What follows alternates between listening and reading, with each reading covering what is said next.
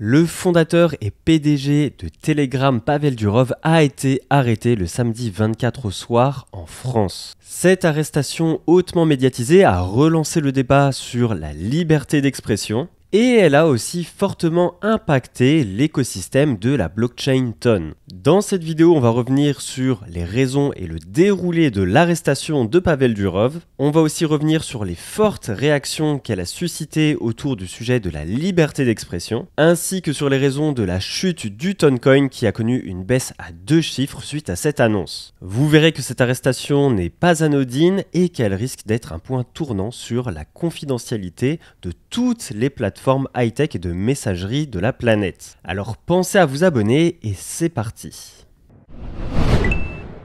Pour commencer, je vais reprendre les événements de l'arrestation de Pavel Durov tels qu'on les connaît à l'heure actuelle. Ce qu'on sait, c'est que le milliardaire franco-russe a atterri à l'aéroport du Bourget ce samedi 24 entre 19h et 19h30 à bord de son jet privé.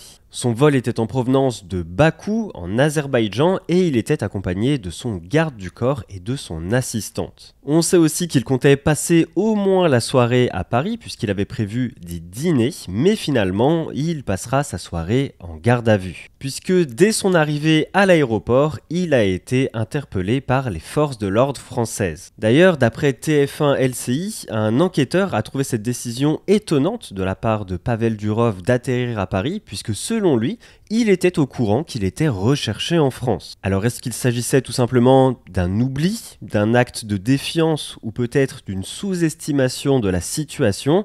Ça, on ne le sait pas pour l'instant. Quant à savoir pourquoi il était recherché en France et pour bien comprendre la situation, pour ça il va falloir faire un petit pas en arrière. Il faut savoir que Telegram n'est pas la première plateforme qu'a lancé Pavel Durov. Avant ça, il avait lancé VK, un réseau social en Russie, le pays dont il est originaire. Le souci, c'est que certains groupes opposants au pouvoir en place là-bas se rejoignaient sur ce réseau social pour organiser des manifestations. Et vous le savez probablement déjà, mais les opposants politiques en Russie, ils sont pas très bien vus. C'est pour ça que Pavel Durov et son réseau social VK recevaient très régulièrement des pressions de la part du gouvernement russe afin de supprimer ces groupes de son réseau social. Et à partir de là, il avait deux choix, comme il l'explique dans cette interview accordée à Tucker Carlson. I had to make a difficult decision because I was offered basically a choice between two suboptimal options. One of which was I would start complying to whatever the leaders of the country told me to do. The other one was I could sell my stake in the company, resign as the CEO, and leave the country. I chose the latter. Il a donc décidé de quitter son pays d'origine, la Russie, et de fonder Telegram avec son frère Nikolai. L'idée, c'était de se positionner à contre-courant des plateformes américaines qui étaient critiquées pour leur exploitation des données personnelles et de s'engager à ne jamais dévoiler d'informations sur ses utilisateurs. Et une plateforme qui s'engage à ne révéler aucune info sur ses utilisateurs, y compris aux forces de l'ordre, eh bien forcément ça attire les criminels. Toujours d'après un enquêteur cité par TF1 LCI, Telegram serait devenu selon lui la plateforme numéro 1 pour le crime organisé ces dernières années. Et ce serait pas étonnant puisqu'imaginez que vous vouliez vendre des produits illicites. Eh bien pour échanger avec vos clients, vous allez forcément vous tourner vers une plateforme de messagerie qui ne va pas balancer vos informations aux autorités dès qu'elles vont en faire la demande. Ce qui nous amène aux raisons de l'arrestation de notre multimilliardaire PDG de 39 ans. Parce que contrairement à cette croyance qu'a réussi à entretenir Telegram et qui a pas mal été relayée aussi par les médias que Telegram serait une messagerie méga sécurisée, chiffrée et secrète sur laquelle personne ne peut voir ce qui se passe, eh bien la réalité est tout autre puisque par défaut, les communications sur l'application ne sont pas chiffrés. C'est-à-dire que Telegram a accès et peut voir tous les messages qui sont envoyés sur sa plateforme, que ce soit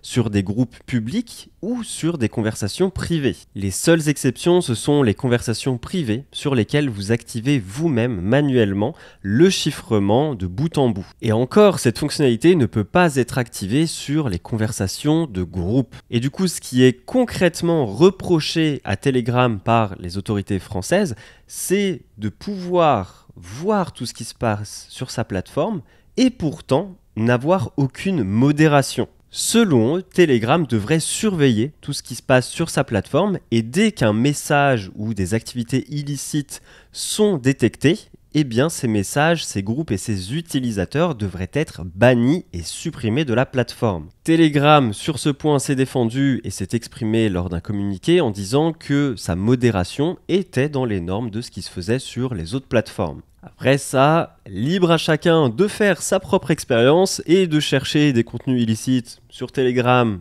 et sur d'autres plateformes et de voir sur laquelle des deux il était plus facile de trouver ce qu'on cherchait. Donc ce qu'il aurait reproché, c'est le manque de modération, mais aussi le manque de collaboration avec les gouvernements, puisque vu que Telegram a accès à toutes les informations qui circulent sur sa plateforme, les autorités attendent d'eux une collaboration afin de faire tomber des réseaux criminels. Et Pavel Durov expliquait lors de son interview avec Tucker Carlson que c'était le cas, qu'il recevait des demandes de gouvernement, qu'il y avait des demandes légitimes avec lesquelles ils étaient OK pour collaborer et d'autres qui ne le sont pas. Been receiving a lot of requests, demands. Some of them were legitimate. Right? If there was a group of people who was promoting violence, publicly posting things that any decent human being would disallow or wouldn't want to be posted, we would help them. But in some other cases where we thought it would be crossing the line, it wouldn't be in line with our values of freedom of speech and protecting people's private correspondence, we would ignore. Mais au vu de son arrestation, il semblerait que les deux parties ne soient pas tout à fait d'accord avec la notion de demande légitime et demande non légitime. Ces deux éléments sont donc les raisons de son arrestation en France et il risque gros puisqu'il peut être cité pour des faits relevant du terrorisme, de trafic de stupéfiants, d'escroquerie, de blanchiment d'argent, de recel ou bien de contenu pédocriminel. Autant d'activités criminelles qui circuleraient sur sa plateforme. Et les réactions ne se sont pas faites attendre, à commencer par l'ambassade russe à Paris qui a accusé les autorités françaises de refuser de coopérer avec Moscou. Puisque, je le rappelle, Pavel Durov a la double nationalité française. Il a été naturalisé en 2021. D'après le journal Le Monde qui a enquêté, il aurait bénéficié d'une procédure extrêmement rare dite de l'étranger émérite. En gros, le gouvernement ou le président peuvent octroyer la nationalité à un étranger francophone qui a contribué au rayonnement de la France. Or, Le Monde précise aussi dans son enquête qu'ils n'ont rien trouvé de tel sur Pavel Durov qui aurait fait rayonner la France. Donc selon eux, soit il aurait secrètement aidé la France à un moment donné, soit la France lui aurait octroyé cette naturalisation dans l'espoir qu'il soit plus enclin à coopérer avec l'État. Sur le réseau X, des figures connues ont aussi réagi, avec entre autres Elon Musk et Vitalik Buterin qui dénoncent une atteinte et un danger pour la liberté d'expression. Et là, s'est ouvert un débat sur le net. Certains pensent que Telegram ne devrait pas modérer et être tenu responsable des propos tenus sur sa plateforme, et qu'autoriser les forces de l'ordre à récolter des informations sur de potentiels criminels, ça mènerait à des dérives qui feraient que la police en profiterait pour, au bout d'un moment, récolter des informations sur tout le monde, alors que d'autres estiment que les plateformes en ligne devraient faire tout leur possible pour censurer les contenus illégaux et collaborer avec les forces de l'ordre lorsqu'ils ont des motifs suffisants pour enquêter sur des individus. Dites-moi d'ailleurs ce que vous en pensez dans les commentaires, tout en restant respectueux entre vous, puisque je sais que c'est un débat qui peut être un petit peu houleux. Ce qui est indéniable en revanche, c'est l'impact qu'a eu cette arrestation sur le cours de la crypto-monnaie Toncoin. Si le lien entre Telegram et Ton ne vous semble pas évident, c'est parce que les deux écosystèmes sont intimement liés. Pour mieux comprendre, je vous invite à aller voir cette vidéo que je vous mets ici et dans la description, ainsi que lire notre article dédié à Toncoin que je vous mets aussi dans la description. Le cours du Toncoin a ainsi chuté de près de 20% lors de l'annonce de l'arrestation avant de remonter légèrement et de se stabiliser autour des 5,60 $. La finance décentralisée sur l'écosystème Ton n'a pas été épargnée non plus, avec une chute de la valeur totale verrouillée de plus de 40%, passant de 508 à 304 millions de dollars selon les données de Defilama. D'ailleurs, j'en profite pour vous mettre en garde contre le nombre d'arnaques qui ont explosé concernant l'écosystème Ton,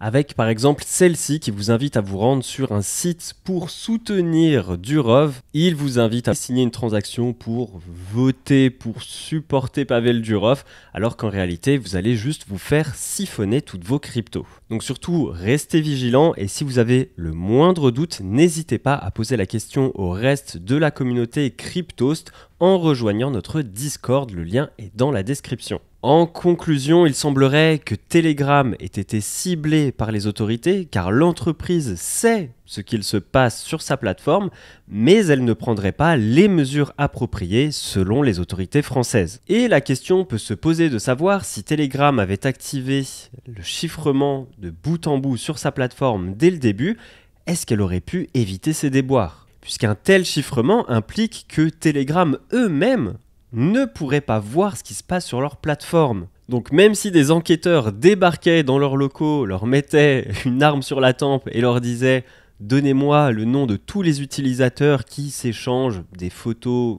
qui ne devraient pas circuler sur le net », eh bien Telegram, qu'ils le veuillent ou non, ils en auraient été techniquement incapables. Et c'est d'ailleurs cette technologie qu'utilisent de plus en plus de services de messagerie par défaut comme WhatsApp, iMessage ou Google Message par exemple. Une pratique qui commence à inquiéter les autorités puisque fin avril, dans une déclaration commune, Europol et les chefs de police européens ont insisté sur la nécessité d'agir contre le chiffrement de bout en bout.